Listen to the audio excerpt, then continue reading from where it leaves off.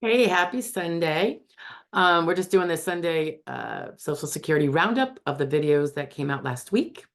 And that would be the week of March 3rd through March 9th. Okay. All right. So March 3rd, of course, we put out that week's Social Security roundup, which covered all the videos from the week before. And then on Monday, March 4th, this was a video about, in this particular instance, mental health counselor.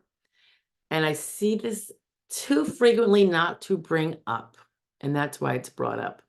When a counselor being requested for your mental health records, which the SSA is going to ask of him or her, and so will you be at a point in time later if you exceed, certainly if you're beyond initial and reconsideration, but sometimes even earlier, when SSA is unsuccessful at obtaining them, or it gets to the point where you're beyond now the lower levels of the SSA and you have to send your own HIPAA requests. There are times when counselors, or it could even be a nurse practitioner in the psychiatric field, or perhaps a psychologist or the psychiatrist, but by and large, I tend to see it at the counselor level, when they refuse to cooperate, aka hijacking your mental health treatment records. And they seem to think they have a right to. But anyway, we go into some of the issues with that and what you might be able to do about it. That was on Monday, because those records can be critical to you prevailing under claim. Tuesday, March 5th, this was about, it was kind of like a personal example for all the claimants out there that are, being urged by their representatives to go treat. I know I'm a nag to my clients because I really want them to win on initial or recon, if they can, and certainly by ALJ hearing. But sometimes the treatment they know or they feel deep down isn't going to help them. Maybe they've tried it before, and they just don't think it's going to be improving their condition. Sometimes you have to go for the legal reasons, and it just is. And I made the video because I was in the middle of an event about having to do the same in my own household, with taking a child to the doctor when the child didn't need the doctor, but for legal reasons have to do it. So I kind of go into it, and just so you all know, sometimes we do have to, in anywhere in life, do these doctor visits, or it could be anything else, but in our mutual situations here, because we just have to have that paperwork, and it doesn't mean it's going to help us. In my household situation, it was ridiculous, but got to do what you got to do to, let some powers that be do their check boxes, right? Okay, so that was that. Then the next day, which was March 6th, it was a reminder that many people filing continue to make the mistake of thinking, I have to just prove that I can't do my job. I have to prove I can't do my job. You do have to prove you can't do your job, or your most recent job, or any of the jobs that were considered past relevant work in your last 15 years. However, that is not the end of the story. You also have to prove, by and large, that you can't perform any of the other 12,000 or so other occupations. That would be step 5 of the sequential evaluation process. And incidentally, I just did a series on the sequential evaluation process. So I think it starts, I think the first one, the summary came out yesterday, Saturday. And then I think step 1, step 2, step 3, step 4, step 5 are coming out probably on Saturdays for the next few, next 5 Saturdays. But so if you're wanting to get a little bit of a grip, they're short. They're not highly detailed, but it'll give you a general idea of what those steps are. And again, step for, it seems to be that people they're just unaware that they have to go beyond just proving they can't do their prior job.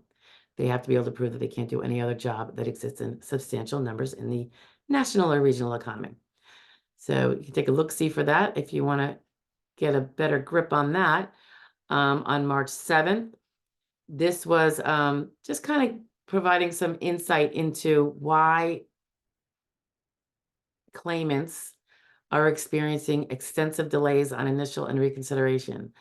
I personally have had a few clients that have been waiting over a year on initial. Some are on recon.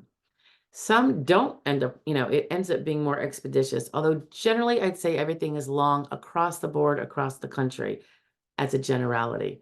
And we go into the whys of that. March 8th, Friday, we had our Friday fraud law review, and it was a pretty extensive fraud case against a jeweler from New Mexico. So take a look-see there if you're interested in those crime reportings. I just can't help but look them up. Yeah, and then Saturday the 9th is a recap of the 5 steps of the sequential evaluation process. And in time, the actual individual steps will be coming out. So just keep a lookout for those. They will also be under a playlist so that if you happen to bump into that, you can find them. Alrighty. So that was last week, guys. Sunday's Social Security Roundup for the week of March 3rd through March, what did we say, 9th. I will see you this week, and I hope you have a great rest of your weekend. Bye now.